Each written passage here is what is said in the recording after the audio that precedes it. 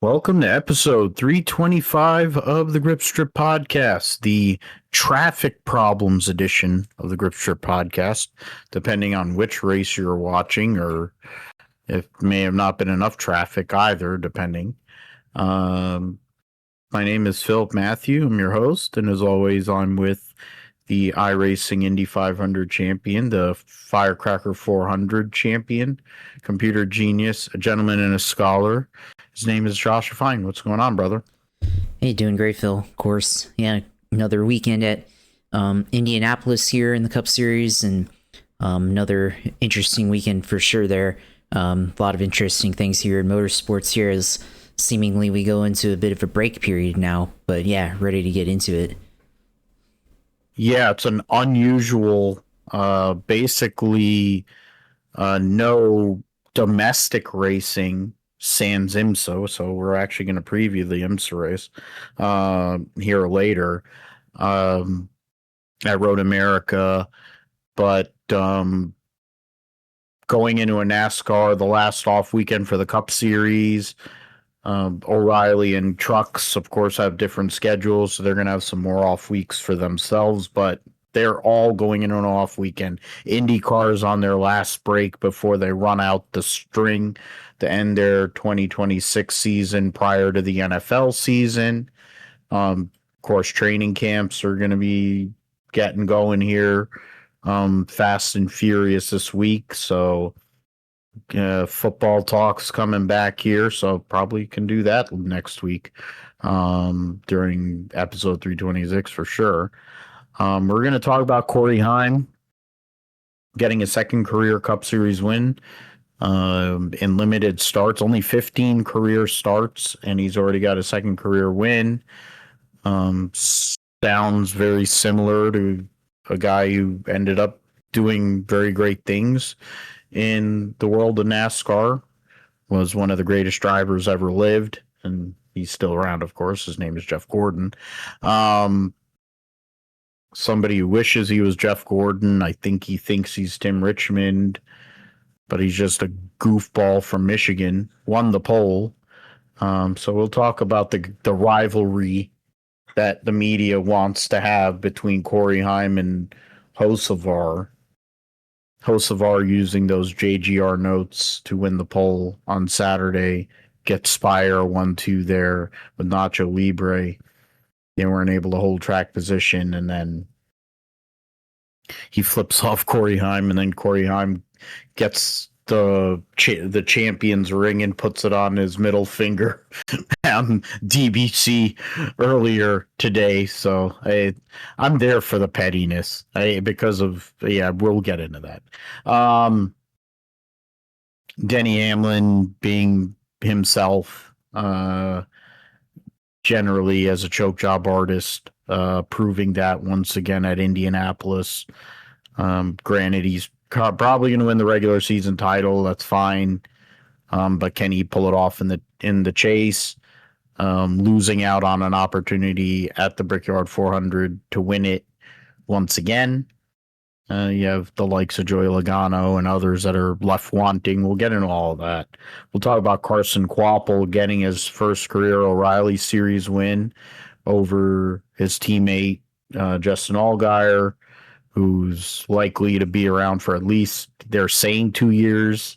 But it depends on what brand Professional Agriculture wants. If they want, I think if they tell Justin Allgaier to race until he's 180, I think he'll keep on going.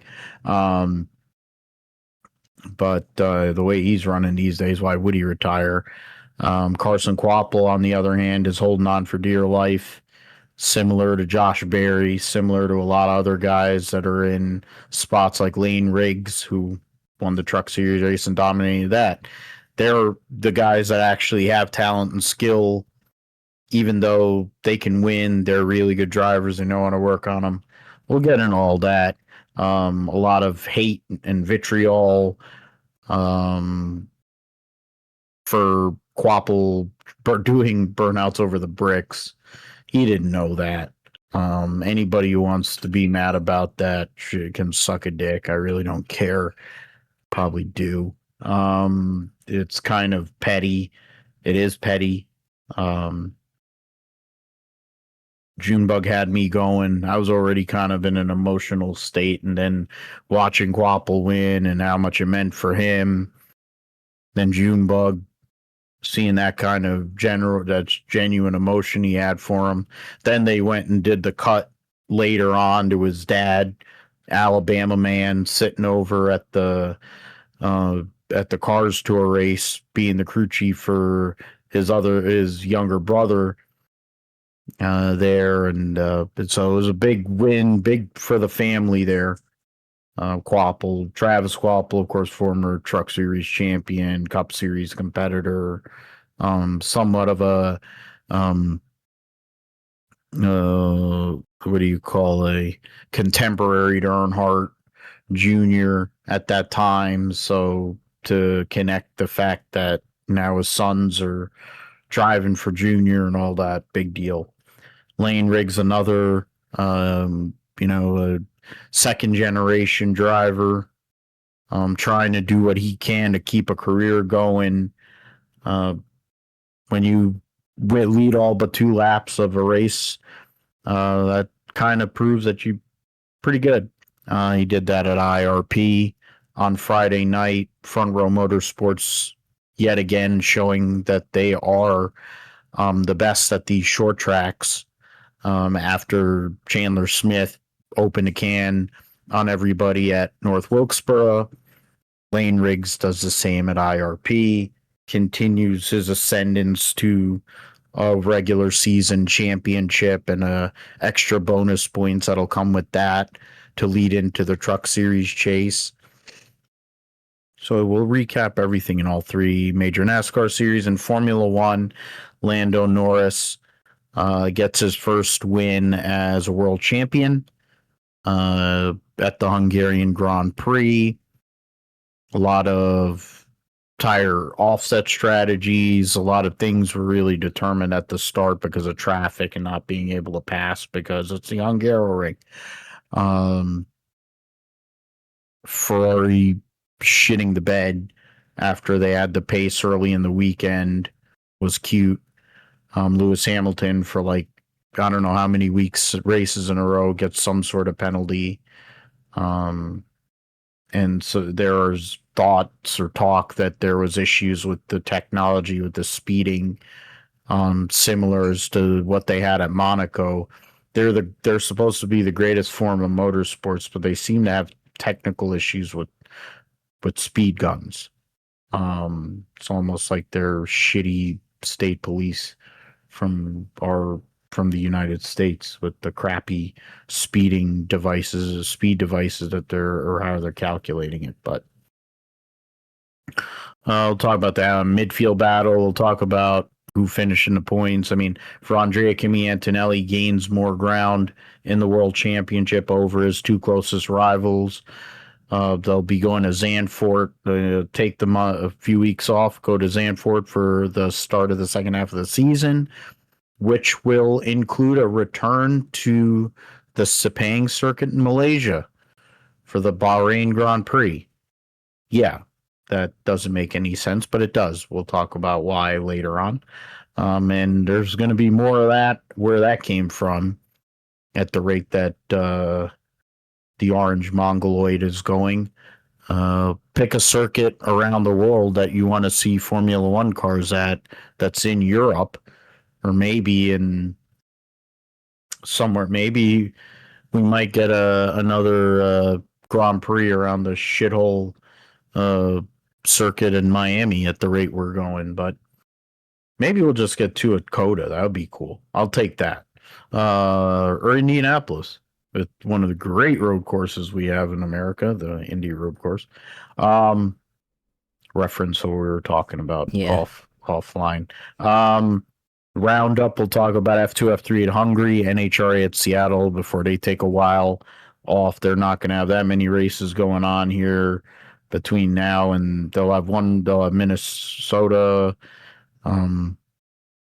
Brainerd, and then they'll have Indy, and then they'll be racing a new race to start their playoff Formula E, Tokyo E-Prix getting towards the end of their season.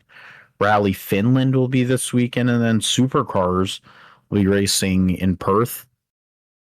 We'll preview the Motul SportsCar Endurance Grand Prix, a 6-hour event at Road America.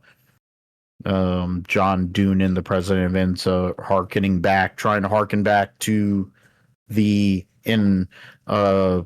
Road America 500s of yesteryear.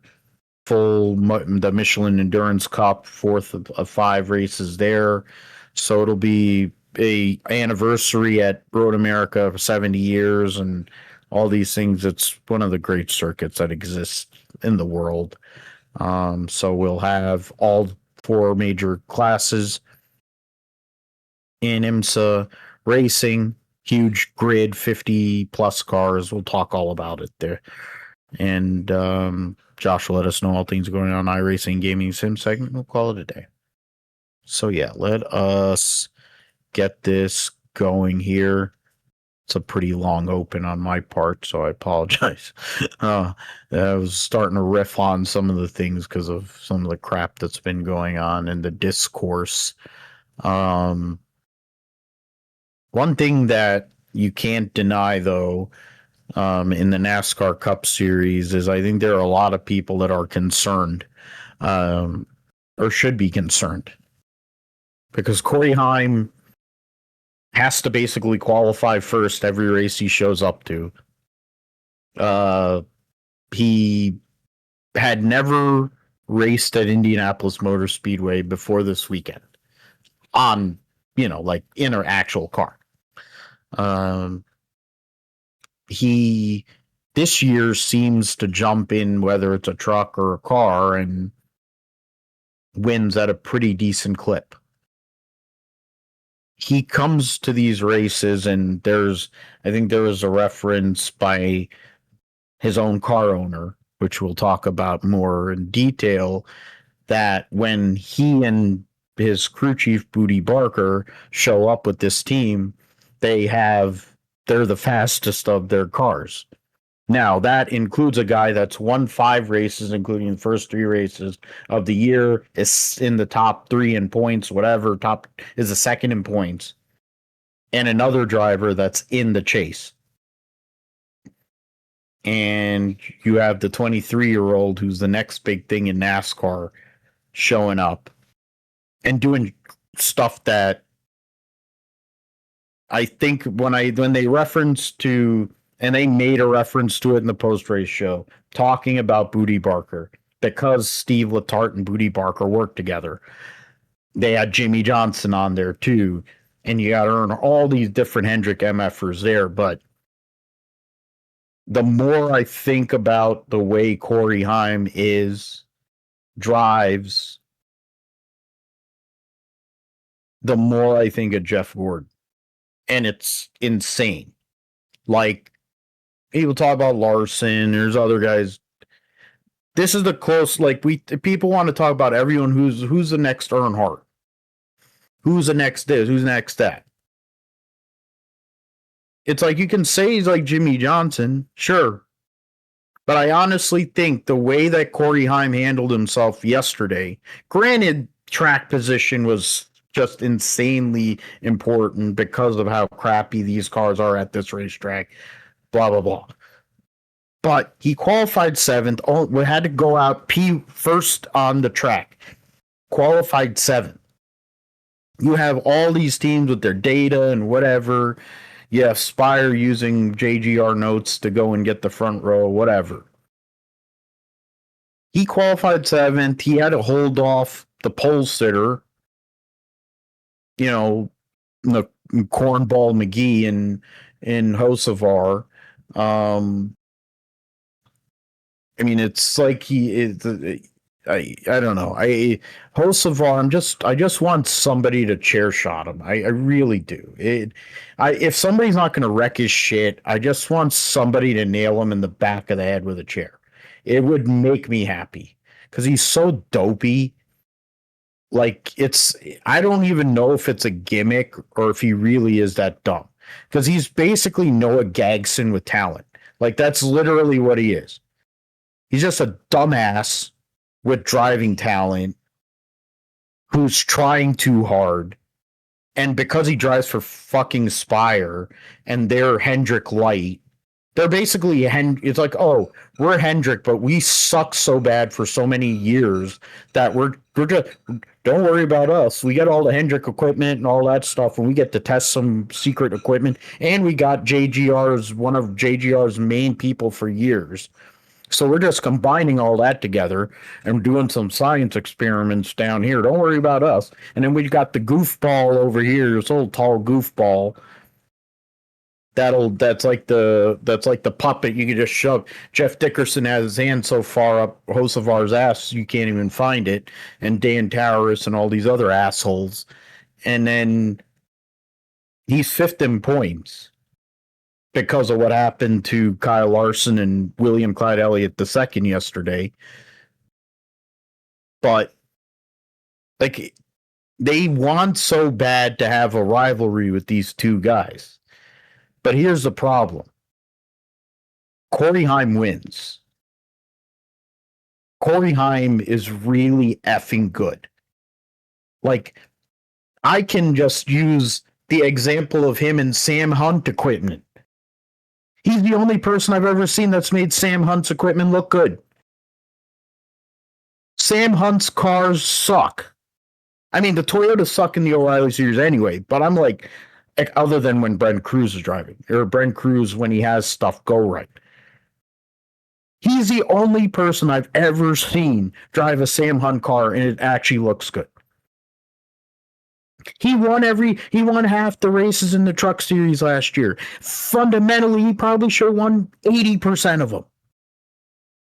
Caden Honeycutt looks like Hamlin half the time, spitting the bit. He's only won one race. That's the same team. Same exact team, same crew chief.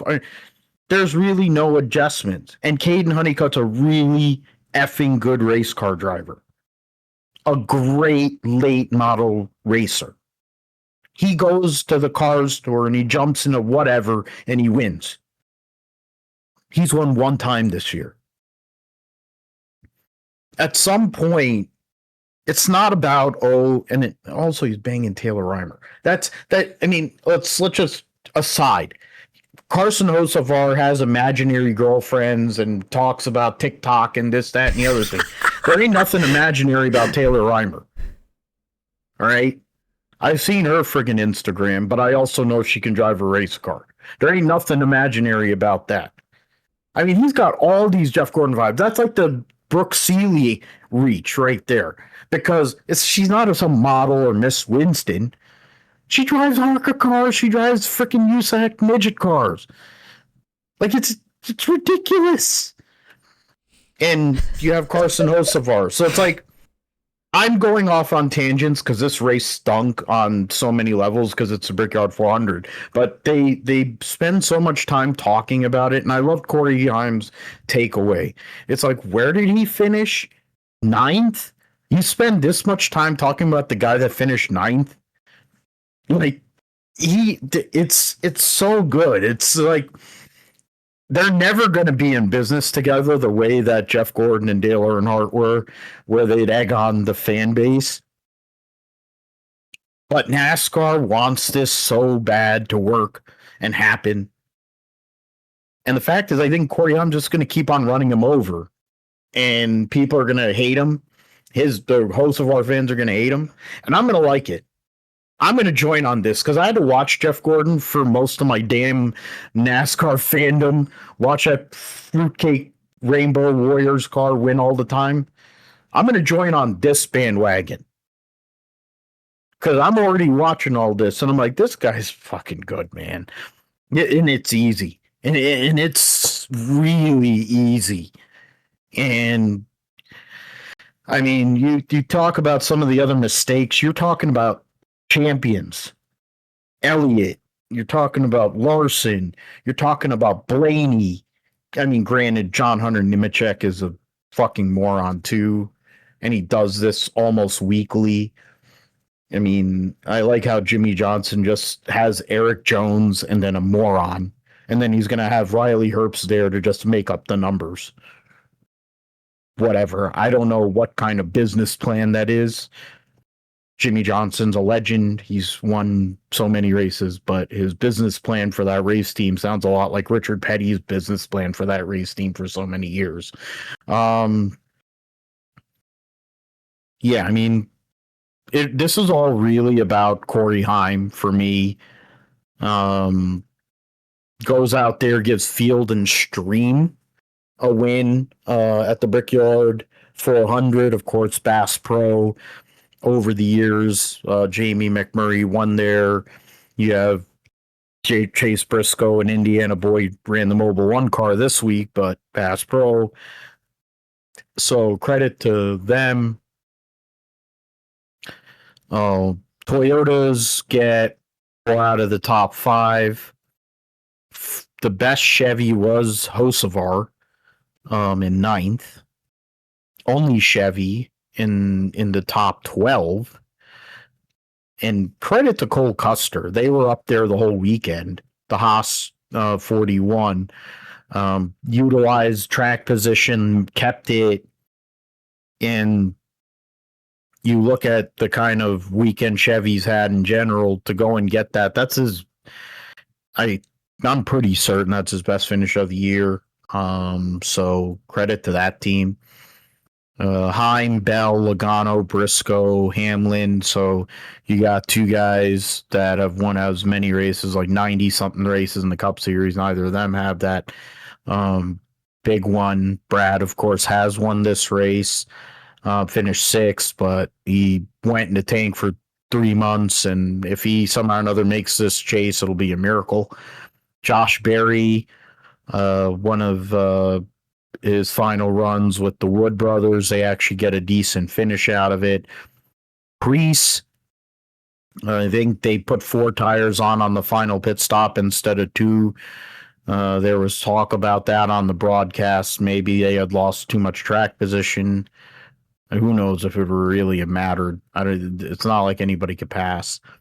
Reddick loses ground to Hamlin in points yet again, but Roush had good cars this weekend. I mean, Preece didn't have a good qualifying run, but was able to get track position. Keselowski and Buescher right around there. There were 31 cars on the lead lap. A lot of guys that you would think would be up there. The Hendrick cars, Bowman ends up 19th. Think we talked about him. He's retiring after next year, and we're talking about Connor Zulich as likely scenario to be the replacement. You got Shane Van Gisbergen, no stage points, but 16th. Suarez finished 17th after starting on the outside pole. Richard 20th. Byron 21st. Ross Chastain stayed out to win stage 2, finished 23rd. Todd Gilliland wins the in-season challenge. One of his worst runs at Indy from recent years. The front row cars were not amazing. I think Zane Smith did get a 15th. Gagson was 22nd there. Blaney got his shit wrecked by John Hunter Nemechek, and that basically ended any chance for him. AJ Allmendinger, unfortunate. I don't know. I guess they didn't have any handle and race trim. I was hoping for a good run for them, similar to what the Custer was able to get. I mentioned, Zilich, another wreck for him. Hank Hill, another wreck for him. He was in that. Yeah, he was in they were all in the same wreck there. That was that multi-car incident. The Dillon brothers were both running a Brestry car. Wow, but they finished on a lead lap right and tip back. Bubba Wallace trying to defend the Brickyard 400. Never had hit the wall in practice, had a bad qualifying run, then had issues on pit road. Never had a chance. Herbst was part of that multi-car incident. Mears trying to get to 500 starts was part of the multi-car incident. Clyde ended up having issues, and then had to spend time in the garage. Former Brickyard 400 winner Kyle Larson ends up wrecked on lap 46, 43. It says he only completed, so and 46, and ends up being the first car out of the race. Noted nut puncher Daniel Dye brought out the second caution that coincided with the end of stage 2. So yeah, I went off on this whole thing about Corey Heim and Ho Savar. I mean, the race itself, when you look at it, you had Gibbs. I think if Gibbs maintains track position or they are on the right strategy, similar to if he doesn't make that mistake at Wilkesboro, what might have been for him. I mean, granted, for what he is and what he has been over his career, the fact that he's even in the mix is something. He's 4th in points, so I think he's more concerned about later to get in this chase, but giving away opportunities isn't something you can do, especially when you're at his level. But somebody who is already at that level, and Keebler Gibbs definitely isn't a fan of his, probably because he also knows that Corey Heim's better than him. To win in the Cup Series is already difficult, but to win twice in like 4 starts or 3 starts, to win twice in 15 races, in limited races, not like you're consistently out there. Compare it to like what Connor Zilich is going through this year, not same equipment, granted, but there's a lot going on there that's good for Corey Heim, and I have a hard time seeing where there's going to be any real resistance once he actually starts racing full time, Josh. Yeah, I mean, he's already shown his talent there in the 6-7 car there. So yeah, no, it's definitely, yeah, it's definitely been an interesting debut for him. Yeah, fastest winner to 2 race wins since I mean, I can't believe that's a statistic, and they said AJ Foyt, which I don't know, I found that hard to believe because I thought they meant like fastest winner to somebody winning at Indianapolis, and I was like, okay, well that's believable, but I mean that's not true because there's been other rookies that have won at Indianapolis and IndyCar and everything like that, like Alexander Rossi, for example. But I guess the first winner to 2 races in the Cup Series since AJ Foyt 1965. So yeah, that's legendary company to be in, of course, with the grand champion of the Indianapolis Motor Speedway there in AJ Foyt. But yeah, I mean he's obviously been really good, led in his starts so far this year. He's led in multiple races, been in contention to win multiple times. And now is certainly, if they had ran all the races, and I'm pulling this from Reddit, but they had ran all the races here so far, estimated that they would be scored 627 points in 7th place between Chase Elliott and the 19. So they would be in the chase right now if they had made all the races this year, which obviously they couldn't do because of the limitations of the charter agreement and everything.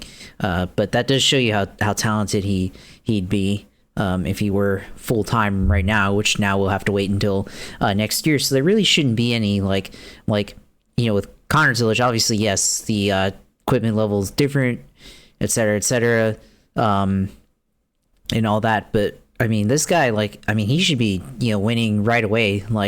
he's already won, faster than Ty Gibbs, the last rookie really in top tier equipment for Toyota. So, he should, I mean, he's already winning right now. So next season when he's full time, it'd be a major surprise if he wasn't already winning, within the first 5 or 6 races of next year. So that's going to be interesting to kind of see play out.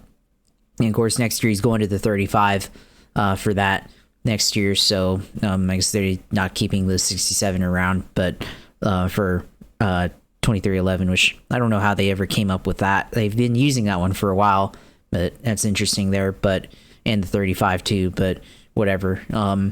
Yeah, but I mean they got the rivalry between him and Carson Hocevar. Of course, they've been not liking each other, I guess, since 2023 or whatever, the finale there. Phoenix, of course, with all the wrecks that they had, and that when they got into each other and kind of cost each other the title back then. So, and then of course the middle finger, middle of the race, that was hilarious from Hocevar. Hocevar's been like that. Everybody knows that's been who he is and everything. So the gimmick continues, I guess. And then, I like how you mentioned the whole wives and girlfriends aspect of it too. And I mean, I guess he's allegedly dating a TikTok influencer. Hocevar is allegedly, so that's funny too, and everything. And I guess Corey Haim's girlfriend has been with him forever, so that's at least legitimate there. So good stuff. But then, I mean, the racing part of it, it really came down to those restarts. Really, I mean, you look at the end of it, you had Logano coming there at the end, but he was on just in dirty air, had the faster lap times. I think Chris Bell got really close in the final laps, 2 to go, was within a 10th there, but couldn't cross over. I mean, Corey Haim was getting loose there, so he was getting loose there off of turn 2, off of turn 1. I think he was better in turn 3 and 4, but because of the dirty air, he was able to just continue on, not have to really worry about Chris Bell. So it was definitely an interesting race there at the end, but it was just going to take a lot for Corey Haim to really lose that race there, and it almost happened there, but Chris Bell just couldn't get up there. So second place finish now for Chris Bell, of course, since this year has started. So I think Chris Bell knocking on the door, it's got to happen eventually. It's got to be agonizing to finish second that many times and not win, but we've seen it before in the Cup Series there. So the restarts were the only really interesting part of this race. Denny Hamlin, their last restart after the accident with Ryan Blaney, kind of taking the flat of the racetrack. I was going to say offline that maybe he should have just made a hard left and went onto the apron and tried, or not the apron, the access pit road, to see how that would have worked. I mean, if the next gen really has that much downforce, let's see how it can stick coming off of the access road there and everything, and see. I mean, literally be a shortcut there, and I'm pretty sure you would incurred a penalty, but should have just done it for make things interesting there and everything. But that was kind of an interesting thing there, and then he wasn't able to really recover from that there. So now Logano, of course, securely in the chase now. RFK, I guess, with Chris Buescher, and then of course Ryan Preece made some interesting moves there, and Preece may have had a shot at this too, but they took 4 tires in their last pit stop, and I think that kind of set them back in terms of track position there too. So that was definitely part of it. So and then the $1 million in-season challenge, of course. Todd Gilliland able to win that. Ryan Blaney, of course, was there. I think he would have won it, but John Hunter Nemechek, like I said, just doesn't have any talent. It's typical of him in the Cup Series and everything. So just typical kind going in over his head there. So yeah, that was definitely a weird moment there for sure. And then of course, yeah, the other championship contenders that were out of this race, with Chase Elliott, of course, had bad luck there on the backstretch, getting ran into with the 47, and then Larson, of course. I think Larson probably had a good shot at this race because they were probably on track to win the stage for the first stage until that accident where he had the flat tire there, turn 3, getting into it. That's a pretty hard hit for him there. So definitely a couple of hard hits now for him in turn 3 at Indianapolis there. But they were on track to probably win the stage there, and then just flat tire out of nowhere. So now Elliott, Larson falling in the standings. I think both of them 6th and 8th respectively, and that's going to be critical because for Larson and Elliott, two guys that are expected to be contenders, for Hendrick, and now they're kind of falling outside of that zone where they say that you need to be within the leader to be able to maintain a real mathematical shot of winning the championship.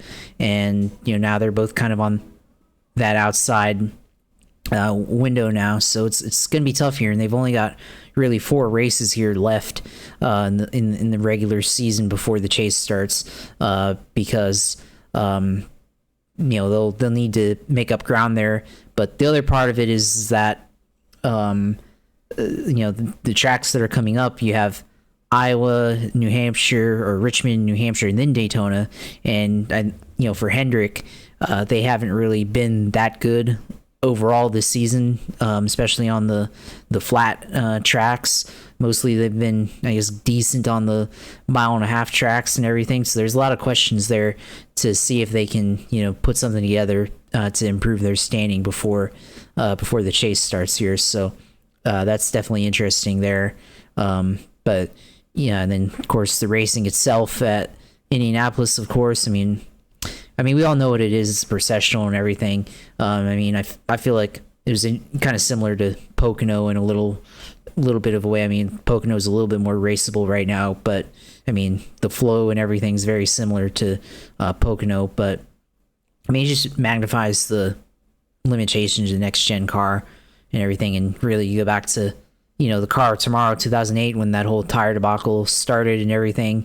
It's really the shape of the car when you think about it, because like the Gen 4 cars and everything were a lot more sleek. They handled a lot differently. And ever since they went to the car tomorrow with this bulky, boxy, heavier car, it's just not worked out for racing at Indianapolis, where basically everything's just boils down to getting a good restart and everything. Because we've seen in the past where you could actually pass under green, in the mid 2000s and before. Case, Tony Stewart in 2005 and 2007. So there's evidence there, but next gen racing here in Indianapolis with the diffuser and everything, there has not actually been a green flag lead change under green there. So it's pretty damning of the next gen car overall. So yeah, it was definitely, should be there at Indianapolis. A lot of people debate about, the crown jewels. Is it a crown jewel because they took it off the schedule, the attendance levels and everything? I don't know. I'm kind of tired of the crown jewel discussion and everything. Some people think that the real crown jewels of NASCAR are the Daytona 500, Southern 500, the Coke 600, World 600, and then it's depending on what that 4th race is, because you go back to the Winston Million days, it was Talladega, the Winston 500, but which one's the Winston 500, because it was both the fall and spring date at one point. Some people say it's Bristol. I don't know about that. Some people say it's Indianapolis, which was a Winston Million race very briefly towards the end of that period. So a lot of things to look at. I don't know. I think, but definitely, because of the history, we talk about, we have a lot of reverence for Indianapolis Motor Speedway. Definitely should be considered in that topic of discussion, though. So, it should be, especially Corey Heim, never been there before, winning at the Indianapolis Motor Speedway. That should put you in a certain category. I mean, yeah, even Paul Menard won at Indianapolis, but still, regardless of that, you know, winning at Indianapolis is definitely a thing that, puts you in a very special category of people who are able to do it there. So good for him. And then you mentioned Field of Dreams or Field and Stream, which I guess that's a magazine, right? It's a fishing magazine. Well, there's an interesting connection there because I think the country singer Morgan Wallen owns that magazine. So, he, I guess, indirectly has been a part of the winning teams this year because, of course, Felix Rosenquist back at the Indy 500 with his name on the car and everything. So kind of very similar to, with what was it with Chip Ganassi Racing 2010 when they won with I guess not really, but sort of kind of in a way because they won with McMurray and Frank Heady that year in 2010. So kind of a similar deal there, but not really. So that's an interesting angle that I saw earlier as well. So I mean, I think we should keep racing at the Brickyard regardless. NASCAR would just have to figure out a way to make the next gen better at every track so that it can actually race well at Indianapolis. But good for Corey Heim.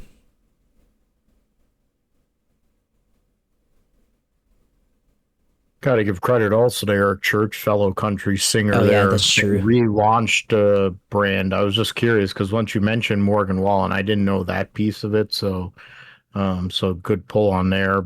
But it was also a brand new. Yeah. So, I mean, that's a big deal to get to country music's biggest stars. Of course, with NASCAR, it makes a lot of sense. Of course, with how Bass Pro Shops and their involvement with Johnny Morris for so many decades, the fact that they're able to leverage the brand, and now they're connected to. They found the right one to connect to. I'll say that. That right there was the best thing they've probably done ever since they restarted that freaking magazine, is signing up to work with 2311 and say, hey, we want that kid. Because all that merch, all the people are going to want to be a part of that the Heim Time train, all the merch they can go and pull out from that is huge. I mean, I do agree also, like what you're talking about with the, the crown jewel. It's not a crown jewel in the sense that it's not a good race. And you said it with the tire debacle with the Gen 5 car. It wasn't a great race before that, to be fair. It had kind of started to lose its luster, but 2008 killed it. And it's never really been the same since. You had probably 20,000 people there on Sunday at a place that can hold 350,000 in the grandstands, plus another 100,000 or so inside, plus or more, like they did for the 500. So it just looks ridiculous. It looks like a really bad football, like when you're a bad football team and 3/4 of the stadium isn't full. And I think when you're NASCAR and you have to stay, in theory, you have to stay at Indianapolis because of what it is. But you really have to change. Just like, I mean, the O'Reilly Series race is its own separate debacle in its own right. There needs to be changes in general this weekend. If you want to go and have 1,000 people show up, go and have the trucks go race there. I think the trucks would put on better racing over there because they have so much drag. They have no choice.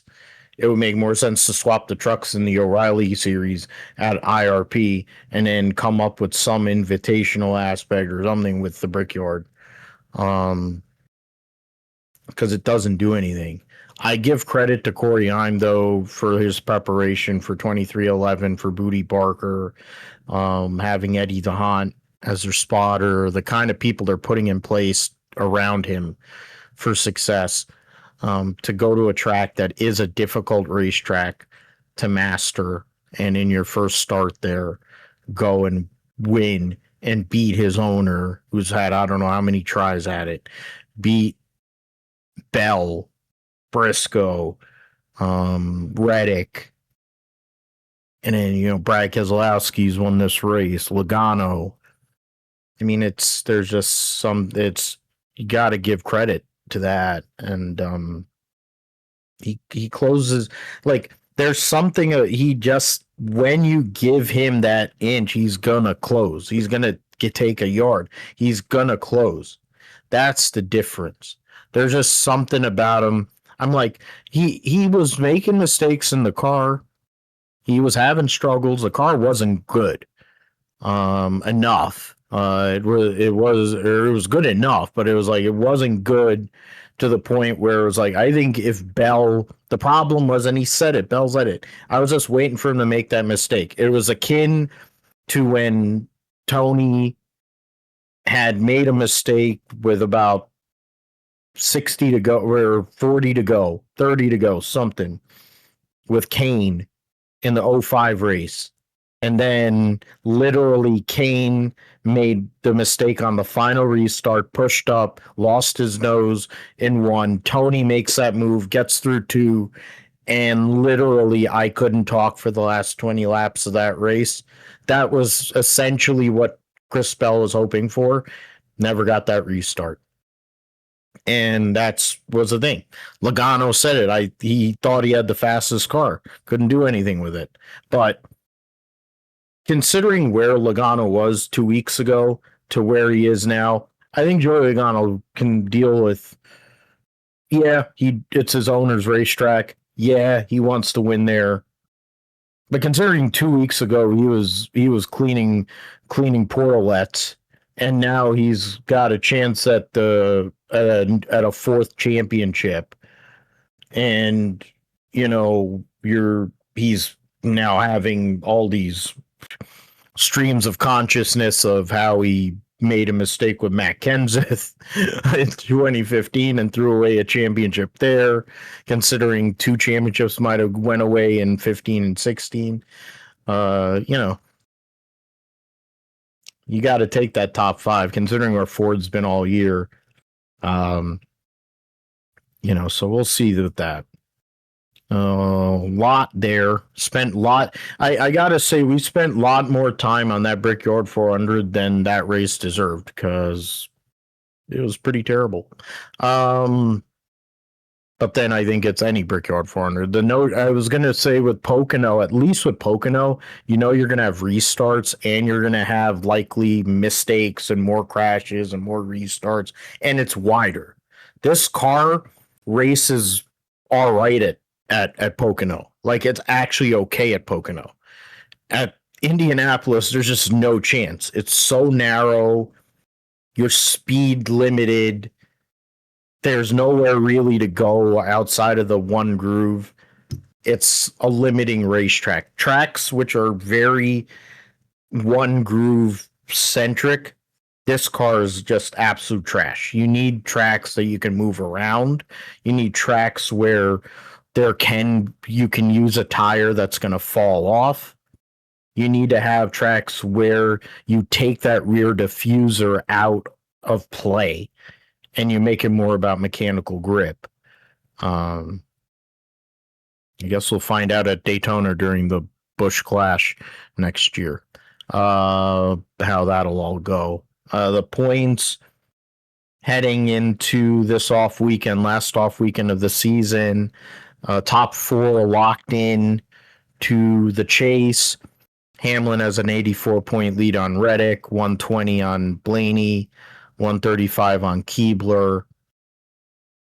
Hocevar now the leading Chevy driver, 3 points ahead of Clyde, 15 ahead of Briscoe, 21 ahead of Larson, and 25 ahead of Buescher. So and 29 ahead of Nacho Libre. So I mean, you have from fifth to no, that's to Bell. My bad, to Bell. So from 5th to 10th, 20 is separated by 29 points. There's a lot of um, volatility there that could go on. Then there's a decent pod, about 50 points from Suarez to Van Gisbergen.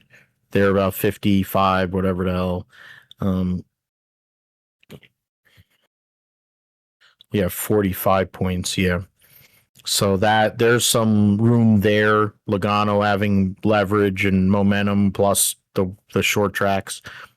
I do think Priest has a chance. I think Eric Jones has a chance.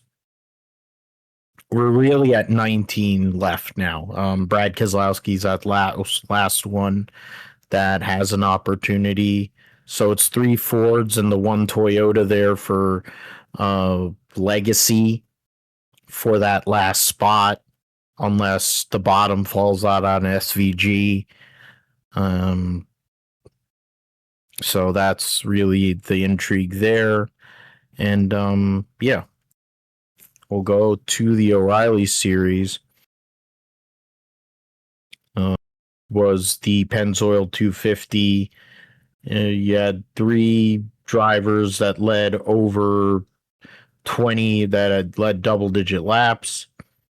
It was Quapple, Chastain, and pole sitter Sheldon Creed.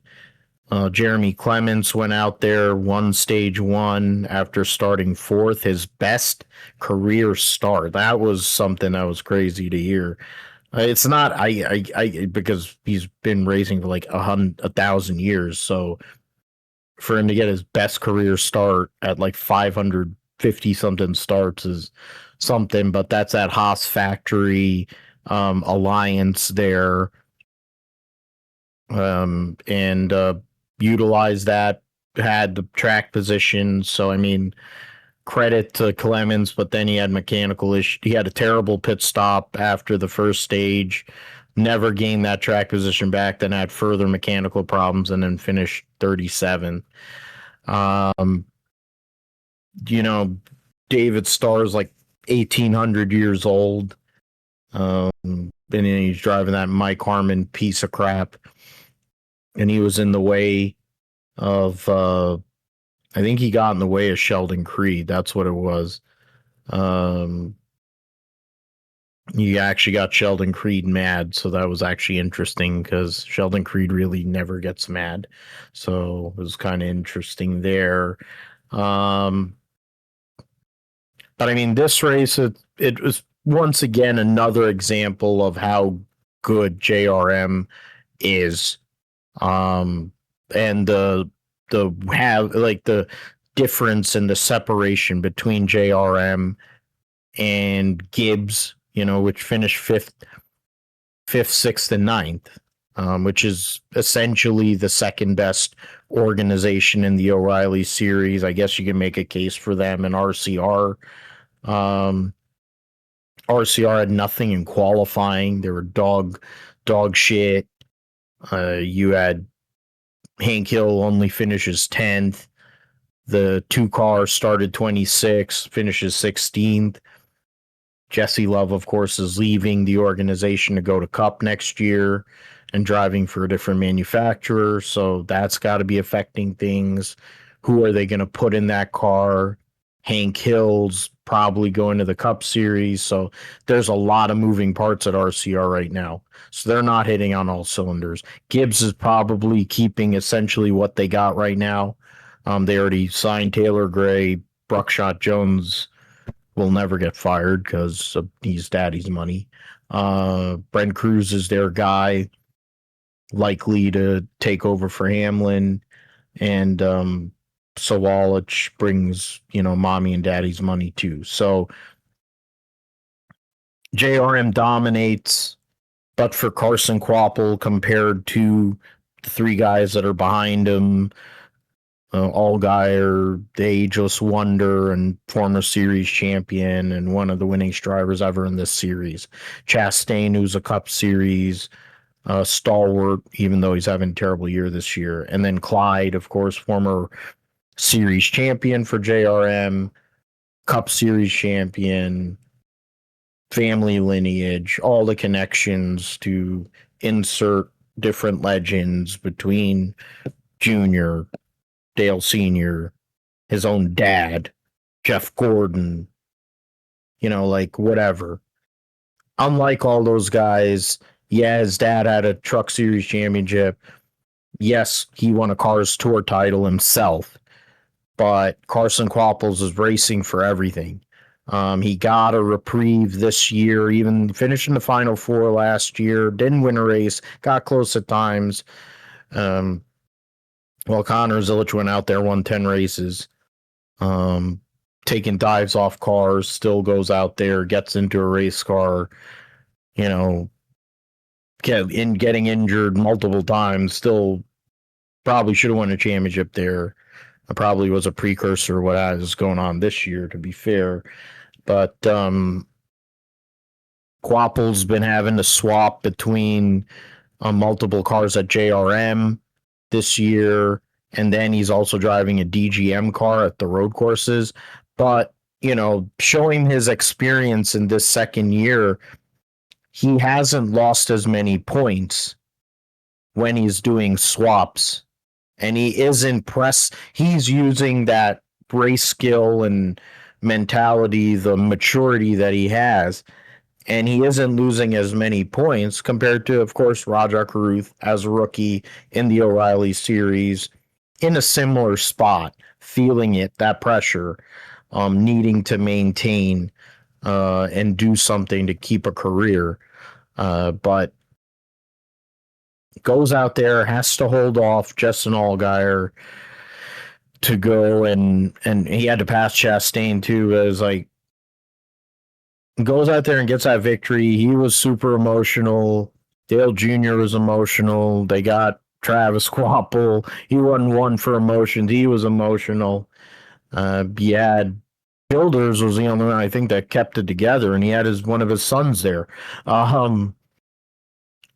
It's a huge deal. I don't know how many times over this last year and a half that one of us has picked Carson Quapple to win. I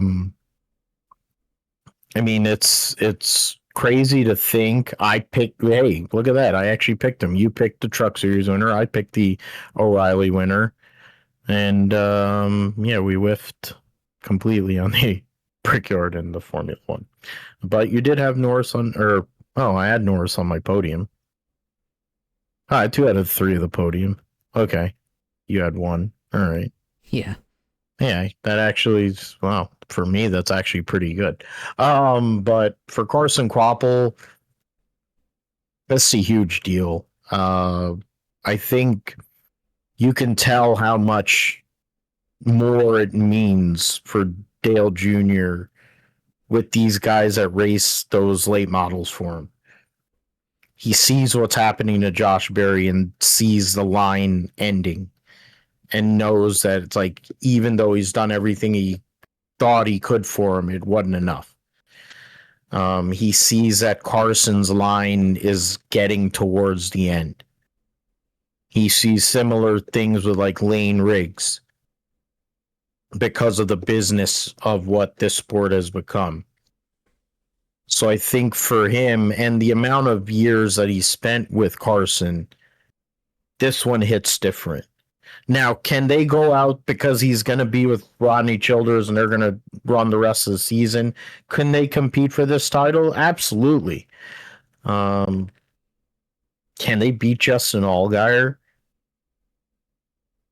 Similar to Denny Hamlin, Justin Allgaier's had numerous opportunities in the previous format. He's had chase chances, but granted, in those years, it was a different time, different cars. He was driving for Penske when it was Cup Light. He was driving for Turner Motorsports when you had Gibbs out there. It wasn't the same deal. I think for Allgaier, he wants to get one more championship to solidify himself as a Hall of Famer in NASCAR. And it's going to be hard to beat them the way they run on a weekly basis. but Saturday proved that you don't have to have everything. You don't have to be daddy or mommy's money. You can actually have talent, go out there, race the right way, and get the job done. And that's what Carson Kvapil did. Yeah, Carson Kvapil was able to go up there, race with Justin Allgaier, and win the race there. And yeah, I mean, held them off completely there, ran up front all day, did exactly what you would have expected him to do. So, yeah, I mean, I'm not surprised that Carson Kvapil won. I'm just surprised he finally won, because should have probably had at least 2 victories this year. Right, you go back to San Diego, the road course there, probably should have won that. Go back to Atlanta, definitely an opportunity that was on the table for him to win both Atlantas, really, because remember the first Atlanta race, beginning of the season, had an opportunity and ended up crashing out of that one. Definitely, last year, several opportunities, and definitely the last several weeks here has been running up front for a good portion of the race. So definitely should have had opportunities to or more wins by now, right? Of course, Kansas, very first lap, pole on the race and ends up on his lid on the back stretch. So yeah, definitely he's been through a lot this year. So now he finally wins, puts his name on lists of guys that have won here at the Indianapolis Motor Speedway. Dale Jr.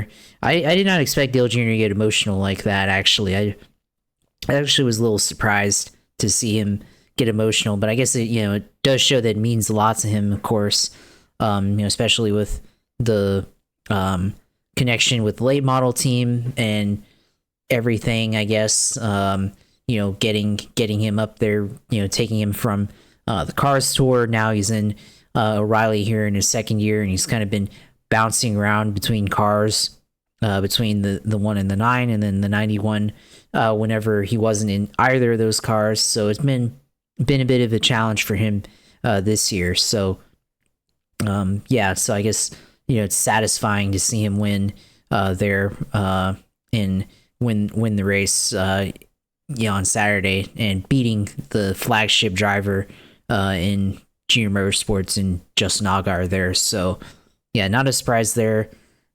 See him finally win, but just finally it happened for him here at Indy. So yeah, and plenty of opportunities last year where he could have, like I said. So yeah, glad I'm happy for him finally winning, of course. And now he's second in points. So could he challenge Justin Allgaier? I mean, gonna have to see. It's gonna be interesting. I mean, Allgaier is gonna have an advantage, of course, being in the point lead, but it's gonna be if he can match him on speed and stay in the same car, there could be a possibility for him. So I don't think we've fully seen, because of the bouncing around that he's had to do, we haven't really fully seen what he can do in a single car. So we'll have to see what he's able to do here in the next couple of weeks in the chase here. So hopefully he can put up a challenge to Justin Allgaier, just for the sake of it being it entertaining for us as fans, right, to watch this series and everything. So it'd be interesting to see how that all plays out there. Yeah, and Allgaier, of course, continued to top 5 of the field every week.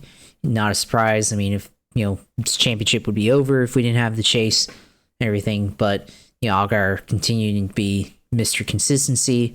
And yeah, I mean, Elliott, Chastain led tons of laps as well in the 9 car. Elliott, had to go to the back of the field for unimproved adjustments, and he was able to recover for a 4th place finish there. So, I guess shows you can go from the back to the front, I guess, in the O'Reilly series here at Indianapolis for sure. And then, the other driver for Junior Motorsports, Roger Caruth, of course, running the 32 car for Jordan Anderson this past week, finished 22nd, but gained points in the standings by finishing top 10 in stage 2, which I think is really important. Huge gamble that paid off for them off that final restart there out driving Justin Allgaier to the line there. So good defense there for Raja in those final laps of that second stage there.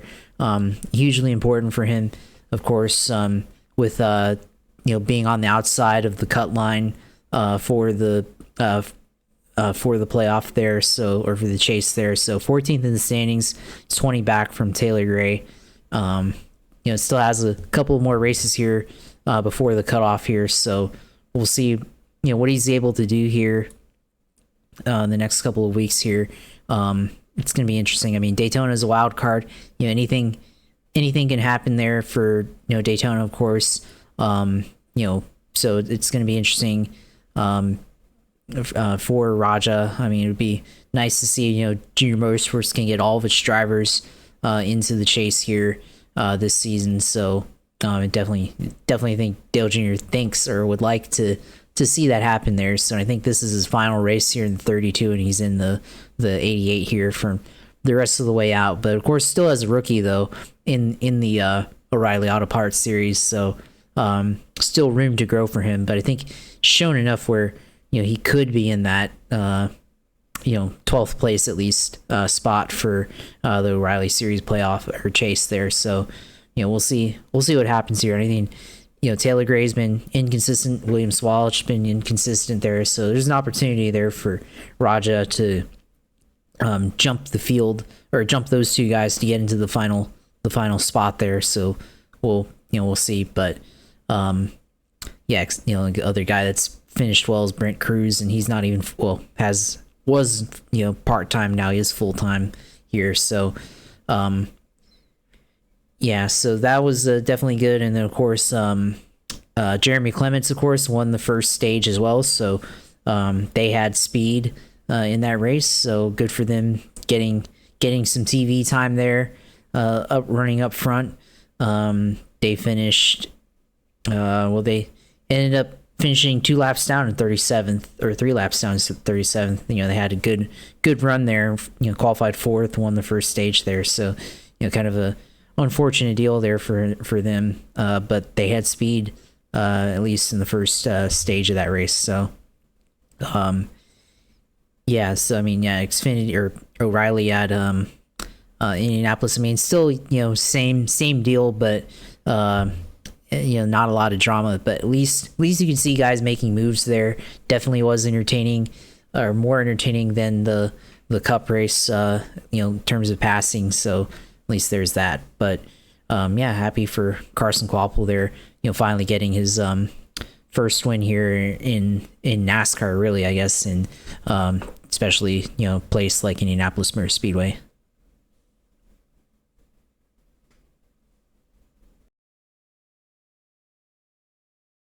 Yeah, and I mean, it's just, we'll see what happens, honestly, with this playoff with the chase. How Rodney Childers is able to take his experience from his days with Kevin Harvick, and the different formats, the playoff format, and being able to have to perform the way they had to, and how Kvapil handles this pressure, knowing that every race is theoretically, in a lot of ways, could be his last, for the rest of the season, to maintain a ride, even though Sammy Smith sucks, but it helps when you got pilot Flying J. I think it's the same thing for Rajah Caruth, considering he's in the 88 the rest of the year with Marty Lindley, and that's a team that won as many races as they did last year. So going to be curious to see what those two guys can do, and how much of a gap, maybe all guys won the regular season, but if Kvapil can get to second in points, how much of a difference that makes for him once they start that chase. Let's get into the truck series. Not a whole lot of drama there.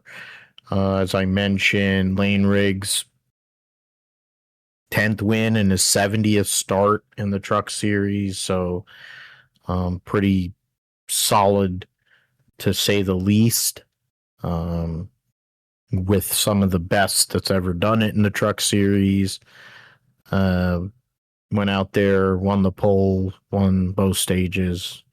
only 2 laps he didn't lead, which were after the stage 1 restart, and that was it. Connor Mozak finished second. It had the second most points, but he's not running for a championship. Majeski third. One of his better racetracks, of course. Chandler Smith started on the outside pole, led the other 2 laps, third most points on the day. Nick Sanchez running limited races here, used to be a Truck Series regular. It wasn't Spire, I forget. It wasn't Kyle Busch. I forget, or was it Kyle Busch he drove for? Because I feel like he drove a Chevy, and it was that was the whatever Rev Racing team he was racing for, or maybe it was, I don't even remember, but good run for him. He's going to run the next 5 races in that 87 for Peterson Racing in the O'Reilly series, because they made some good progress there. Unfortunate for Austin Green, but I think they're trying to science out what they're going to do and hopefully put themselves in a position to have 2 cars next year. So see how that goes. Stu Ball, Caden Honeycutt, Gavin Boschel making his Truck Series debut. Credit to him. Top 10. Ankrum 9th. Michael Christopher Jr. Northeast modified standout finishes 10th. Andres Perez, Parker Eatman, and Gio Ruggiero rounding out your lead lap vehicles. Grant Enfingers scored stage points, but in both stages only finished lap down in 14th. Rhodes and Harrison Burton driving another Tricon truck finished 16th. Dawson Sutton only truck 2 laps down. Christian Eckes had finished second in stage 1 and then was wrecked there, or had issues, and then finished and was ends up 33rd. His teammate Daniel Hemrick ends up in an incident with the 13 of Cole Butcher, and then Landon Lewis. 34th for him. Landon Lewis 35th after the momentum they've had in recent races. And yeah, Jonathan Jaber, Justin Carroll went home. So yeah, Lane Riggs. That's about all I got. Front Row Motorsports continues to be dominant on these short tracks, and I think the one thing to see that hasn't been going on as much is Majeski being up front, at least giving himself a chance. He is a champion, former champion of the series, plenty capable, but Thor Sport's been off all year, really wildly inconsistent. But he's a guy that if he can get a little bit of momentum, he didn't have Joe Shear. There's been all kinds of inconsistencies there, but he's a one driver out of that organization that I trust in a 10 race chase, or however many race chase, could somehow or another, if they hit on something, give themselves an opportunity come Homestead to try and go out there, get that second championship. But it's going to be hard to beat Lane Riggs, honestly. Yeah, Lane Riggs, like you said, it's going to be very difficult to beat him. And yeah, I mean, he's been the guy this whole season. So I think, yeah, it's going to be tough for anybody to really overtake him here in the point standings going forward. I mean, even in the Truck Series here, it's just, I think he's just got a better mentality than the rest of the field. I mean, I don't think, Caden Honeycutt's been right there, but now he's kind of slipped to 100 points back now of Lane Riggs here. So yeah, I mean, even with that, I just don't see enough from the 11 that he could challenge the truck of Lane Riggs on a week-to-week basis. But could be wrong, but it's hard to really picture it here. But yeah, I mean, Lane Riggs thoroughly dominated this race. Not really very much to say about it otherwise here. Yeah, just complete domination. I mean, I guess we can talk about other guys like, I mean, Chandler Smith, finished in fourth, so at least wasn't a total anomaly for Bob Jenkins for front row. So at least there's that. Nick Sanchez, of course, he's been talented and everything, and hasn't been able to find a full-time ride. Finished fifth, so good finish for him. Yeah, there's not too much really that you can talk about here. Connor Daly made a guest appearance in the Ram truck, finished in 26th there, so good for him, but got Alex Palou and some other IndyCar guys to come out to the racetrack on Friday night there, so get them to attend an oval track Truck Series race there. So of course they were present in the garage for St. Petersburg earlier in the year, back in March, but they were sharing the track that weekend, so get him out here to oval truck race and get the juices flowing for potentially an Alex Palou appearance in the Truck Series at some point. Let's see what he didn't seem too keen on the. He only wanted to test it. That's the first time I've seen fear in Alex Palou in about 5 years. So Jack Harvey, Hollywood Harvey, however, wants to do it. I don't know if he feels like he wants to mess up his hair that bad.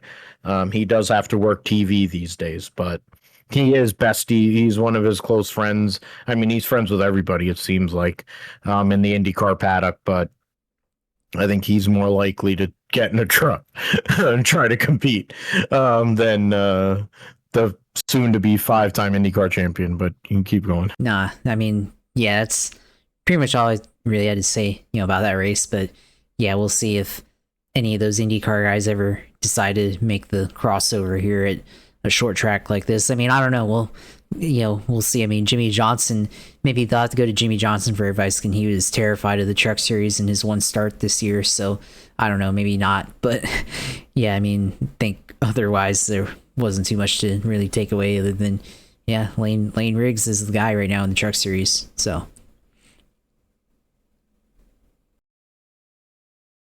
Good to be the man. Can he go and finish it off? That's the big question as we get closer to this chase and having to go out there and really perform. That's what it's all about. And if he wins it, what does it mean? That's a bigger question in itself. Go through the truck news here. Nothing. Yeah, they're going back to St. Pete next year. Of course, rain affected during qualifying. Then the race itself was kind of pretty processional because the trucks are really effing slow. 100-point lead on Caden Honeycutt. So, I mean, tops 5 have clinched spots. 2 more races left in the regular season. Majeski, he's in. After that, though, there is a bit of a sweat, I would say. You could go from Ben Rhodes all the way down to Butterbean Queen, I would think, with some wonky stuff going on. I think any of those, you got those 8. It's 8 for 4. And finger 1 at Lime Rock, but it's been a weird year. Hemrick it's been all or nothing with Hemrick this year. He's usually super steady. The McAnally team has not looked great in general most of the year outside of Christian Eckes. So and they have Ankrum on the outside with Stuball. You have Majeski is the only one at Thorsport. And then, I mean, other than that, I mean, yeah, Garcia's outside. Rhodes is at plus 43. Then you have Andres Perez with the Nice team. So they're that you. I look at some of these teams that only have one representative, like Enfinger, Friesen, Andres Perez. Where are you going to put your resources and trying to get them in, or are you going to be looking at other things? So they'll have plenty of time to think about it uh, because they'll be going to Richmond. Then they'll have to prepare for it because they'll have Richmond and New Hampshire back to back. From there, they'll have 3 weeks off before the start of their chase. And that is what is it? 6 or 7 race chase. That will have was it 2 short tracks, 2 intermediates, or 3 intermediates, and then Talladega in there. So it'll be interesting to see how that all works out. Alrighty then. Let's get into the Hungarian Grand Prix. It was we were talking about it offline. I was not all that enthused, but then I think it's mostly because of just the typical nonsense that is Ferrari and Lewis Hamilton. Something always happening to Lewis in a race. But there was tire strategy, there was tire offset strategy, there was issues for some of these cars and teams, and the start actually made a difference. It could have might have been a little less dramatic for Lando Norris. It might have been if he'd actually gotten a decent start, he could have gotten away and been a typical Hungarian Grand Prix. But Piastri beats him on the start, holds him off through the first set of pit stops. Then Lewis Hamilton goes and pulls an early undercut for a second stop. They go and hedge with Piastri. That leaves Piastri in the line of traffic and almost makes a huge save to not get completely destroyed by Carlos Sainz. That incident plus other stuff gave Lando Norris an opportunity to pit and then go out there, get back in the lead, and never see him again. It looked like Piastri was probably going to finish second. Then he had a gearbox problem. So it opened the door for some of the other drivers to pay it off there. It Fish Lips, who had to hold off Hamilton early in the race, then was managing certain gaps, bitching and moaning about everything, but somehow or another ended up finishing second to Lando Norris, getting his first win of the year, first for McLaren. Fish Lips was second, and then Antonelli, Andre Kimi Antonelli, the points leader, who didn't have the best week and had made mistakes, also got a grid penalty for impeding after Lewis Hamilton did the same in qualifying. Antonelli started 7th and was able to come back and finish 3rd. Good strat by Bono and the Mercedes team. George Russell had a technical glitch on the start, and anti-stall went on, and then from there he had to work back forward, essentially ends up right behind Isaac Hadjar, loses 4 points to Hamilton, who ends up getting penalized due to speeding on pit road, and by less than, about 8/10 of a second, something like that, ends up losing 4th to Leclerc. So he loses 5 points to Antonelli in terms of that. Hadjar was running a reasonable pace, but not as fast as some of the other guys up front there. So held up people. It was not the greatest race in regards to driving standard and utilize and understanding how to heed blue flags. There was some level of strategy, but it is the Hungaroring. With these cars, even with the power situation, they weren't power limited, but you needed such a huge offset to make any difference. In the grand scheme of things, Lando Norris made up for a bad initial start, went out there and actually showed he was what he was saying on the radio to Will Joseph, his engineer and strategist, that he was faster than Piastri. Went out there and did that again. So Norris goes and gets his first win as a world champion. Interesting podium, 3 teams and the different teams, 4 teams in the top 4. We know who the top 4 teams are in Formula One. Toro Rosso is definitely the 5th best team, the way they've been performing this year. Hulkenberg finally gets a couple of points. So happy for the Hulk. Gets himself off the Schneid in the point standings and moves himself above Fred Alonso too. So yeah, I mean, interesting for Piastri. He's probably very frustrated. He's been frustrated since it's been since the Dutch Grand Prix last year when he won that race after Lando's issue. Ever since then, it's been a precipitous fall for him. And the summer breaks for those 2 McLaren drivers are feeling much different after what took place at the Hungaroring, Josh.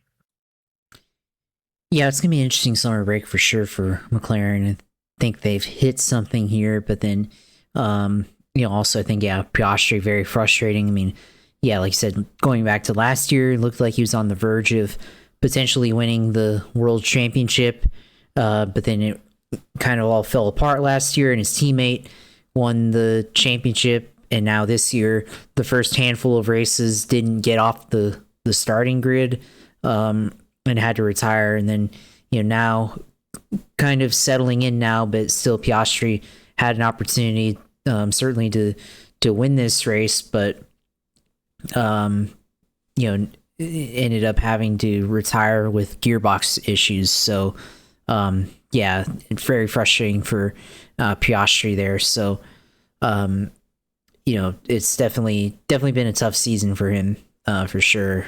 But Lando, on the other hand, hasn't won yet this year. Now first win as the defending champion here. Good to see, McLaren, break into the winners column here. At least now we have 3 teams now that have won in Formula One this season now. So now McLaren can say they've won in addition to Ferrari and Mercedes there. So yeah, definitely, I guess, good for McLaren as a team, for at least for Lando Norris's part.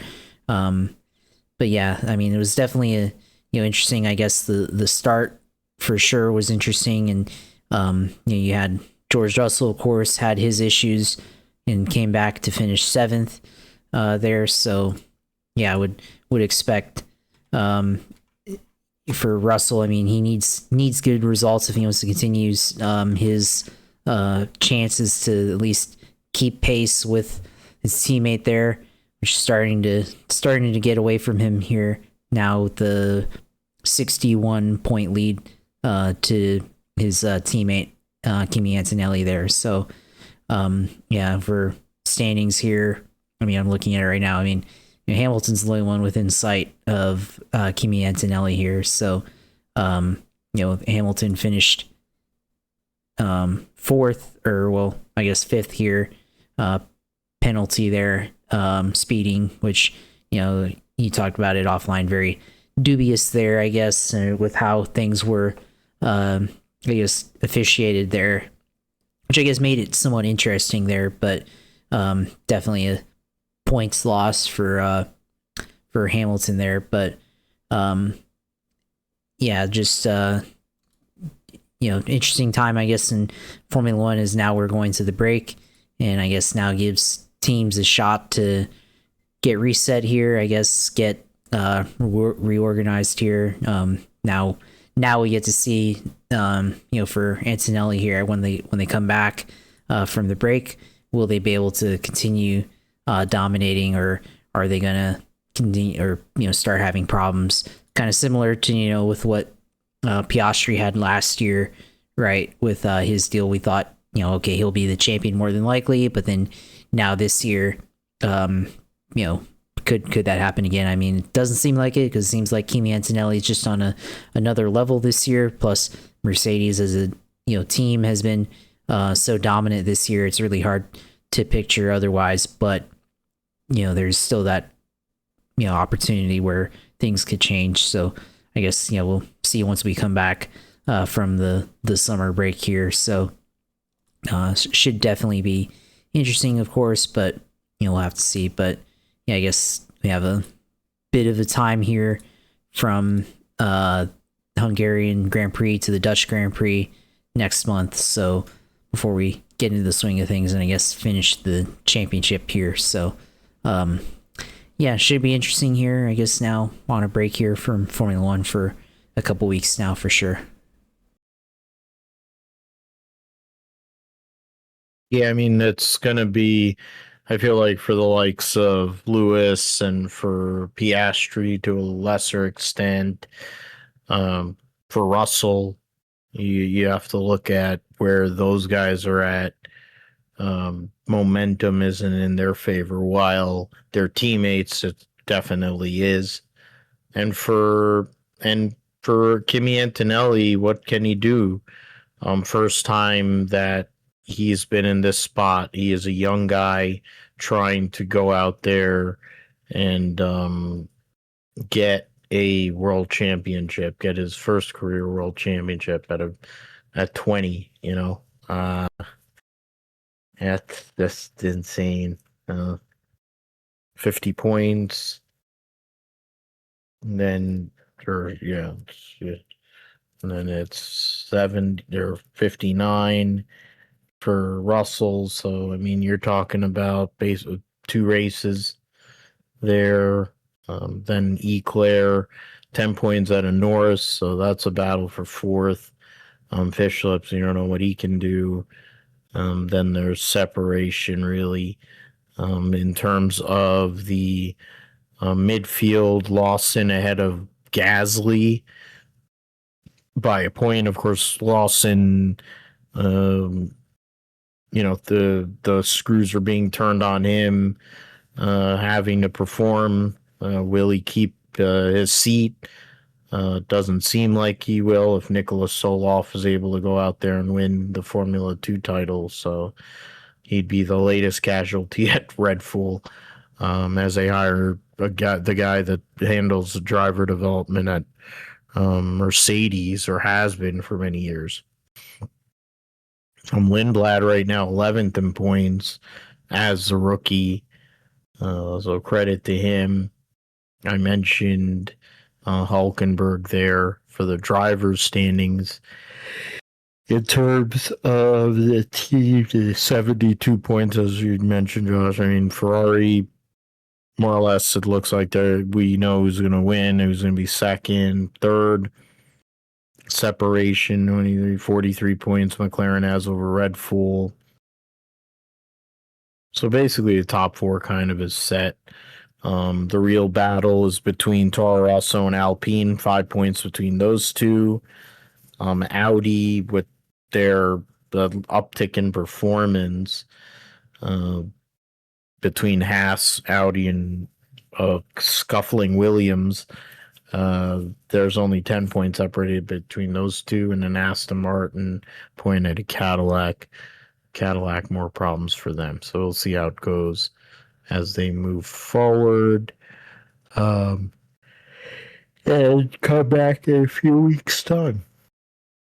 mentioned Bahrain Grand Prix has been moved to Sepang circuit, Malaysia. So a very cool circuit, old a Tilke track from the late 90s.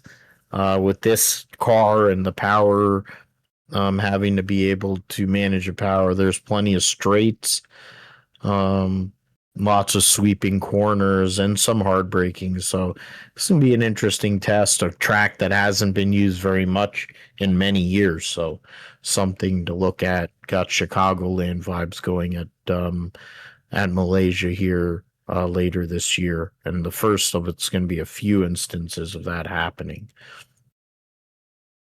Right, GSP Roundup. Let's get her going in Formula 2. We have Noah Leon, the results at Budapest, Gabriele Mini and Noah Leon, the sprint and feature race winners, respectively. The point standing, Soloff a 20-point lead, even though he didn't have the greatest weekend. Soloff a 20-point lead over Gabriele Mini, 22 over Rafa Kamara. Noah Leon, with his feature race win, moves himself all the way up to fifth, just ahead of Kushmini. 6, 7, 8, 9, 10.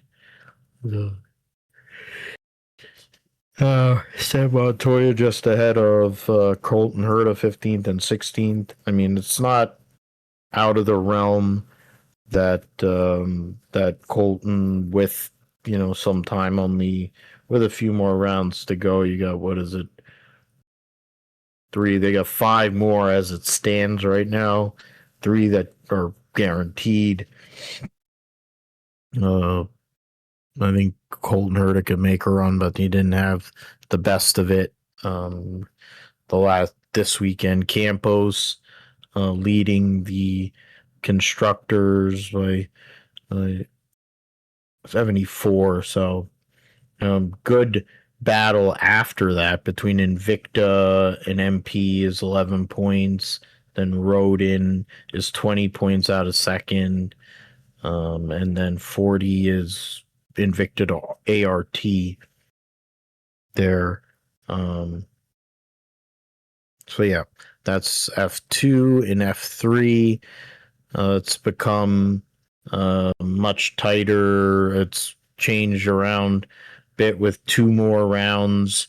Once they come back from the summer break, Freddie Slater goes out there, gets the win in the feature race plus a fastest lap, with 1 point in the sprint after penalty for Ugo Ugochukwu, 8-point lead. So a scuffling weekend for Ugo Ugochukwu.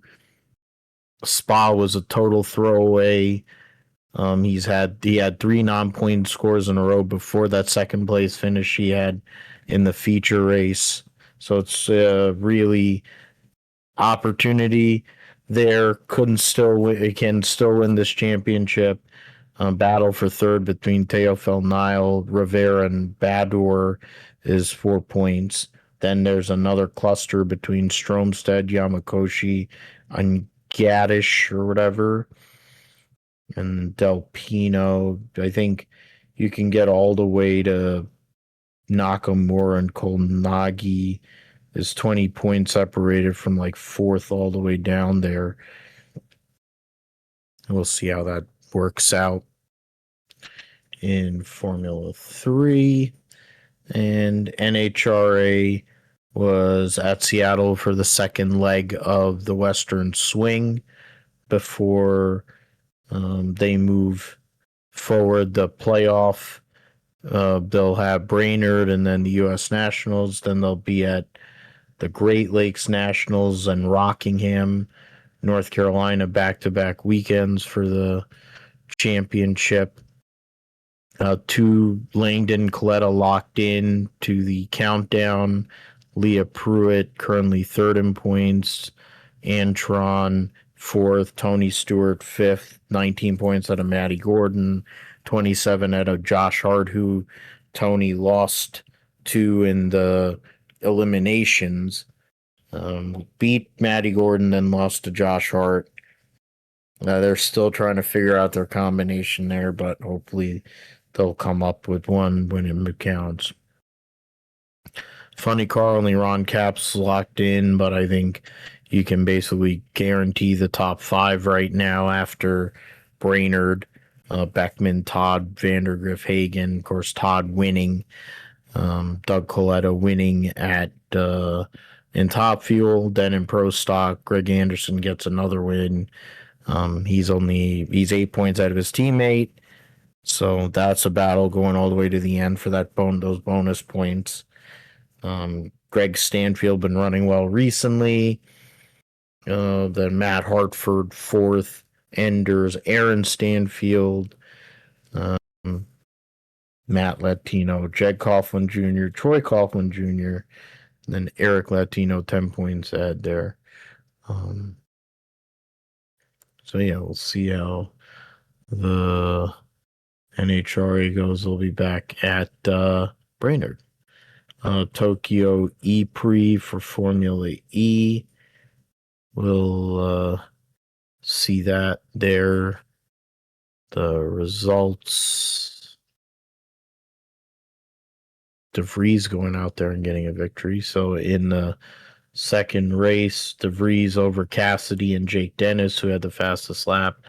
Oliver Rowland, Jean-Eric Verne rounding out your top 5.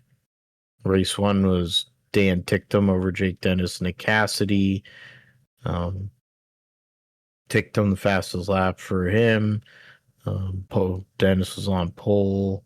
Mitch Evans, Mortara, Verne, Roland, Marty, DaCosta, Taylor, Barnard. The top 10 standings heading into the final round of the championship, the final doubleheader.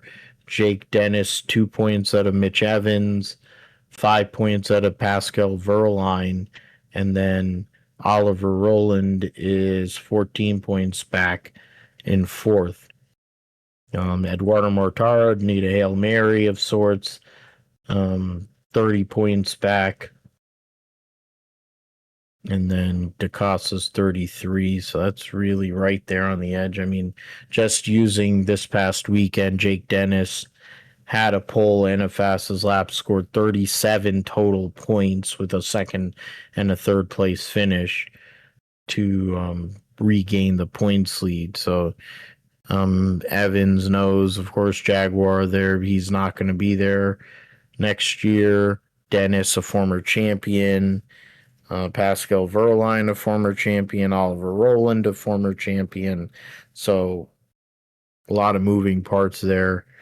Eduardo Mortaro has been a long competitor, and DaCosta, former champion of this series as well. So we'll see how the London E-Prix comes along in a few weeks' time.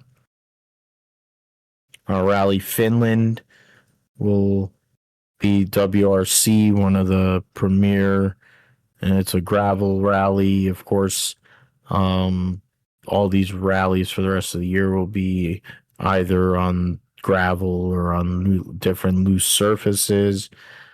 The championship standings in the World Rally Championship see Efren Evans up by 25 over Takamoto Katsuda, and Sami Payari coming off his first career win at Estonia in third, Ogier fourth, and then Oliver Solberg fifth. Best of the Hyundais is Thierry Neuville, tied actually for sixth with Adrian Formova's teammate. Then Supercars will be the Perth 440. Supercars Perth 440 calendar. They'll race there, then they'll take a few weeks off, then race at Ipswich, and before the 2 endurance races, that'll be the last of the Sprint Cup races, then there'll be 4 endurance events to round out the year at the Bend, the Bathurst 1000, the Gold Coast 500, and the Sandown 500. Or yeah, I'm forgetting how that. Yeah, the standings going on right now in the Supercars. Brody Kostecki has the most wins with 6, Brock Feeney with 4, Matt Payne, Kai Allen, Cam Waters, Ford's dominating there. Toyota has 2 wins, Chevy has 2 wins, or Toyota has 3 wins, Chevy has 2 wins. And then Brody Kostecki has the most poles, Payne, Feeney, Waters with 3. The standings right now, Matt Payne leading gets the number 1 seed um in the Sprint Cup, I believe there is what it is. So yeah, Payne, Feeney, the Kostecki, Waters, Kai Allen, then Anton Di Pasquale, Will Brown, Ryan Wood, Chaz Monster, Jack LeBrock, the last of the 10 Supercars formats and finals explained. So 14. So the Sprint Cup. There's only 2 more rounds before for the end of the Sprint Cup. This Perth race at Wanneroo, and then Queensland Raceway for the Ipswich 440. Then they'll race the 2 enduros at the Bend and the Bathurst 1000. Then the Supercars final, which is like the Chase, which is Surfers Paradise, Sandown, and Adelaide to end the year. And we'll see how that all goes. All right. Let's get into the Motul Endurance Challenge here, the Motul Endurance Grand Prix. There'll be a 6-hour event. The only those, you'll have other series right there. 11 GTPs, 12 LMP2, so 23 prototypes, then 31 GT cars, 12 in the Pro category, and 19 in GTD. That's a Michelin Endurance Cup, 5th or 4th or 5th, whatever, however many. Next to last race of that. Only 2 cars in the GTP class. We'll have 3 drivers. The JDC Miller car with, of course, Lauren Heinrich, who's a championship contender. And then the Cadillac Whelen Engineering car, which is leading the points with Aiken and Bamber. And then Frederick Vesti racing as that 3rd driver. LMP2, of course, it's a bronze category, so you have to have that driver qualify and start the car. And then you go from there. In GT Pro, was it the 12 cars? Trying to see there if anything's different. Not really. Then in in GT Daytona, of course, is an AM category bronze. 19 cars in that field, so it's going to be very competitive and going to be very tight. I think of all the classes, these Pro-Am classes have the best chance of having one volatility, but also could be very, very close. The Pro classes depends on pace, I think, and of course BOP for GTP and for GT Pro. What are your thoughts, Josh, on, of course, this, what is the main entree here for this weekend in motorsports? Yeah, it's interesting here, talking about sports car racing. We haven't really talked about that really a whole lot, but I mean, I guess for me, I'm looking, GTP class, like, earlier in the year, Penske with their Porsches were the class of the field at the endurance races with Daytona and Sebring, but in the overall standings, they've only been in third here in the past couple of races here, and actually the Cadillac has been the best of the teams here, the 31 Cadillac that is. So kind of an interesting dynamic here, and the Meyer Shank Acura is also there as well in second in the standings here.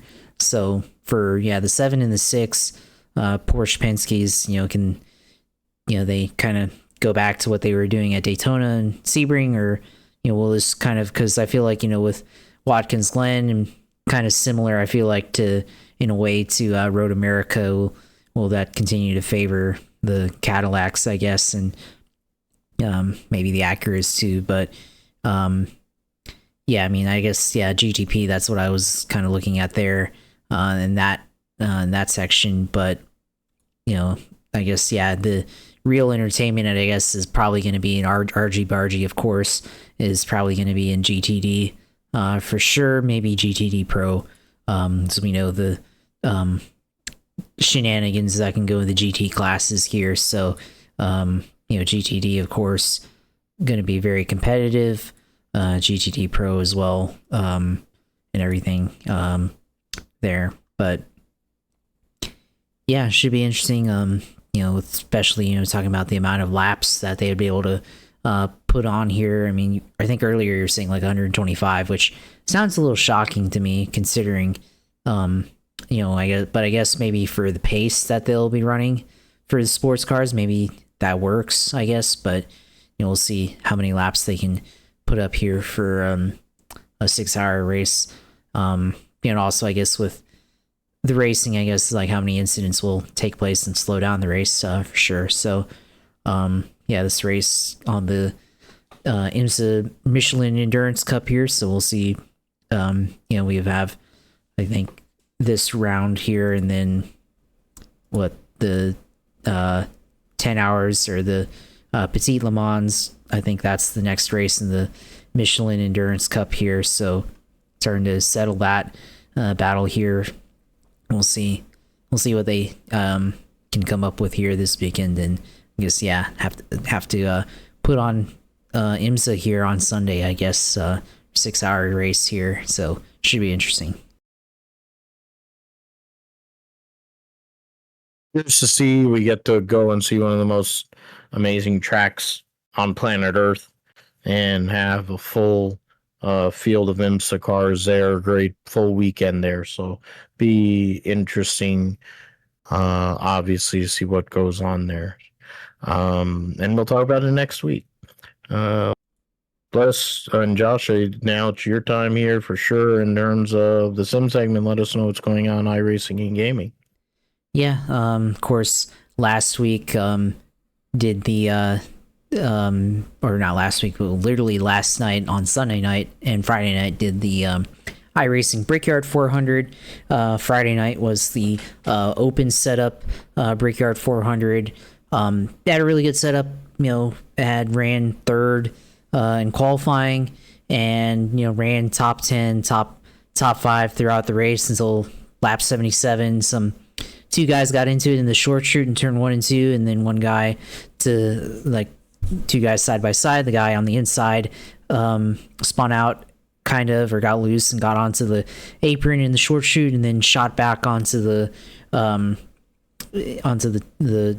turn 2, and I tried to avoid it, and I tried to go to the outside, and I should have slowed down a little bit to let him through, or to let him crash, and try to go around him and got collected there. So that ended my race on Friday night.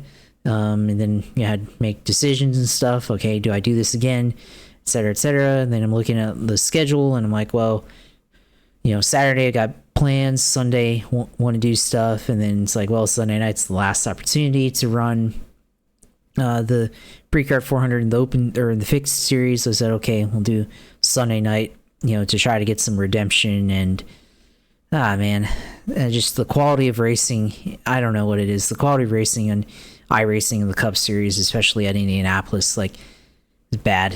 We had 20 cautions in the Open Series race wasn't as bad, but there's still, not really a lot of opportunity to really do anything. But since I was able to finish the fixed series race, just really bad. 20 cautions for 60 laps, so it's almost half the race under caution here. So just bad all around. Guys yelling at each other on voice and everything, and having full on arguments and stuff, and spending every other, like, maybe only getting like 2 laps of yellow or green flag conditions between cautions and stuff until about halfway, once the field settles and everything like that. But just a lot of shenanigans, argy bargy, etc., etc. So it was bad all around. I was in the top 10, and then had a couple of bad restarts, found myself in 15th. I don't know, got into a couple of incidents trying to avoid somebody. Literally some guy just like drove through the grass, and then just like in the middle of turn 3 and 4, or middle of turn 3, just like jumped on the brakes immediately and like slid into the wall and almost came into my path, and I ended up slapping the wall trying to avoid him. And I don't know, it was really dumb. And then later on some guys got into it, and then I got collected into it, and then had to make multiple pit stops, had to take fall a lap down, fight my way back onto the lead lap, get all the way up to 4th, and maybe have an opportunity and stuff.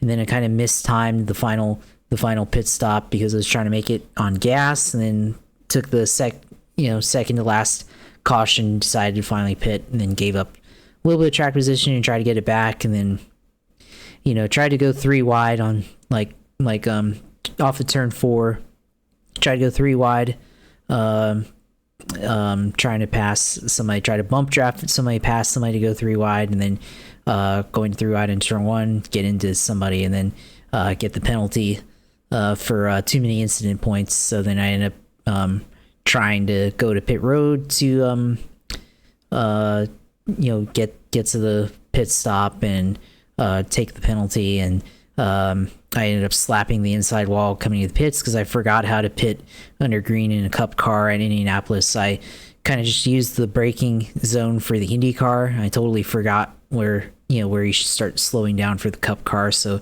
ended up locking brakes and picked up a pit road speeding penalty and all that. And then, knocked the right front out of alignment, or the left front out of alignment, and slapped the inside wall, trying to stop and everything. So I locked up the brakes and all that. So that was fun. So ended up finishing 12th, I guess, in that one. And, definitely had chance there late in the going, but, kind of messed things up there. Some other guys got into it. Got, barely missed some other wrecks.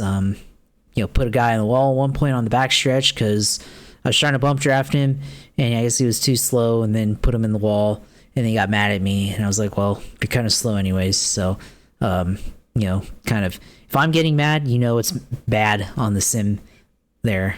I'm the straight guy here and everything. You're the one that gets emotional, but when I'm in the sim, sometimes get the heat of the moment. I was starting to get a little upset because it was like, this is literally keyed the mic and said, this is like one of the worst races I've ever been in here. And, feels like that's always the case in the NASCAR Cup Series on iRacing, for sure. Cause like literally the special events, they always just turn into, demo derbies. The Daytona 500 is a demo derby basically. And then the Brickyard 400, which again, because it's a single groove racetrack and you have to race it like a road course and everything, it's which nobody understands that. Nobody understands they have to give respect to the Indianapolis Motor Speedway and everything, and leads to destruction and everything. So at least at the end, like, they finally got in some green flag racing and stuff. But it was funny because we were talking about green flag pit stops when we all knew that wouldn't happen. We all knew, like, we were talking amongst ourselves in the top five, like, okay, if this thing goes under green, what lap are we going to pit on? And somebody's like, you guys know that this is not going to go, towards green flag pit stops. And we're like, well, we have to plan for this. Because, like, it's like things are beginning to thin out a little bit. So, but that never happened where anybody really even had to pit under green. So it was just, bad racing overall, and everything. And kind of wish I didn't get taken out in the fixed race or the open race, because I feel like I had a chance there and everything. But it shows how hard it is to win at Indianapolis, especially in the Cup Series. So definitely would like to have a Brickyard 400 for sure. But so that's wait until next year, or maybe to join like a league or something, because some of these official races in NASCAR are just awful. So we'll see how that goes. But because at least in leagues, you have to race against the same people every week or whenever the schedule is. So maybe there's actual people you have to be accountable to. So maybe that's part of it, and maybe it should find something. I feel like I've talked about this before, but I've just never taken that step or whatever, because I always like to improve my ranking and everything, and iRating and safety rating and all that. But it's probably more enjoyable to run in a league where people actually respect each other. So we'll see what I can figure out for that. But at least in other series it's not as bad, like road racing or 87 cars. I mean, IndyCar isn't that bad in the official series. So you can there's cautions and stuff that happen, but it's all fairly respectable for the most part in IndyCar. So it's just, I don't know, the Cup car is just, I think, because everybody like thinks they can be something in the Cup car, and the majority of iRacing's user base is NASCAR fans and all that, and they're all trying to run the Cup car and everything, and just Cup car is always bad or whatever in iRacing. So that's the end of my rant, I guess. But you can obviously catch that stream on iRacing on my Twitch page at twitch.tv/usailor2. You can see the one on Friday night. Literally declared on the pace laps, like, I think I can win lap 77. We're out. So that's how it went. But it's definitely funny. And then I think at one point one of my buddies saw my stream and started commenting, is like, you get a caution, everybody gets caution. Literally, it was like Oprah handing out caution flags on Sunday night. So I was very tired on top of that, because I was at the beach, and then before watching the Brickyard 400 and everything. So that was I was like, should I do this? And then I did, and then did not really have the best of times. It was good though, because I fought hard to get back onto the lead lap after having 7 minutes of repairs, and because there's so many cautions, I was able to get repaired and everything like that, to fight back to get back into the top five, and then kind of take myself out of it by going for ill-advised 3-wide move to try to move myself up in the running order there, to at least try to have an opportunity to win. So sometimes you got to go for it. So that's how it goes. But I think that's, trying to look at the news for iRacing. I mean, they had the this week in iRacing, they had the iRacing 6 Hours of Road America last weekend. I don't know how that went, because I didn't watch any of it or follow any of it, but I'm sure there was probably some good racing there as well. I guess weekly series that are off this week: IndyCar iRacing series, NASCAR iRacing series, next race at Iowa, next race at Portland for IndyCar.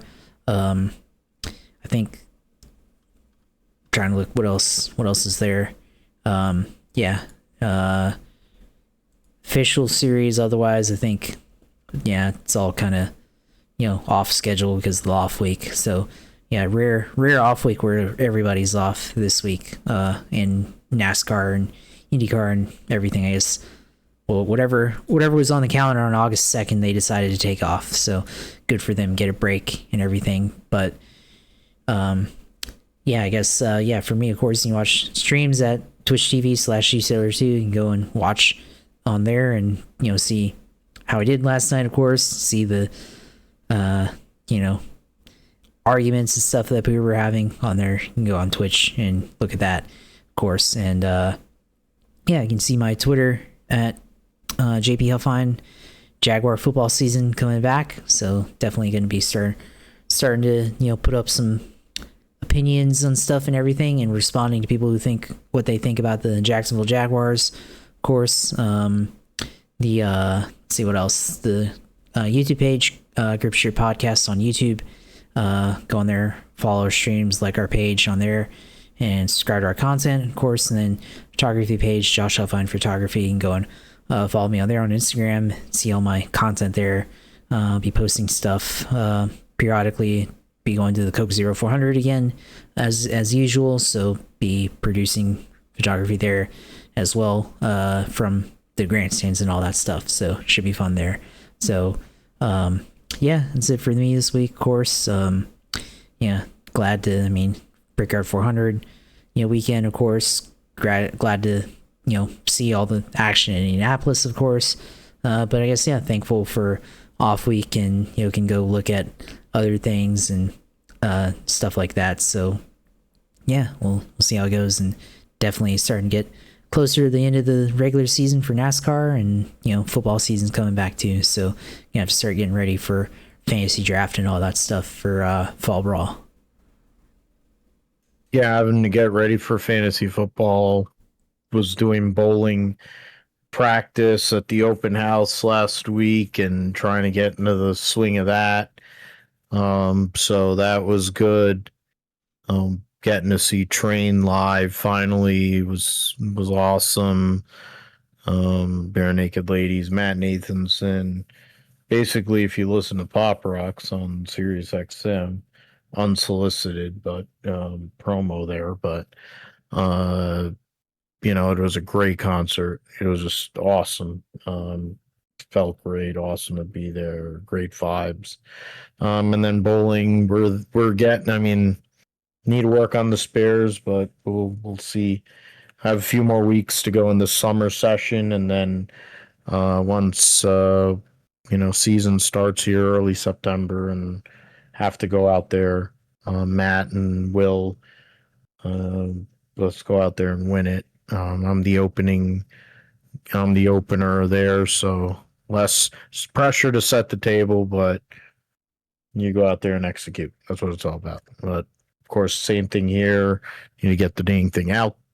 It'll be an awesome concept by me. With the off week here, with the slowdown, maybe I'll catch up on that. We'll see how that goes. Thanks to you, Josh, as always, for all your for your friendship, your insight, your contributions.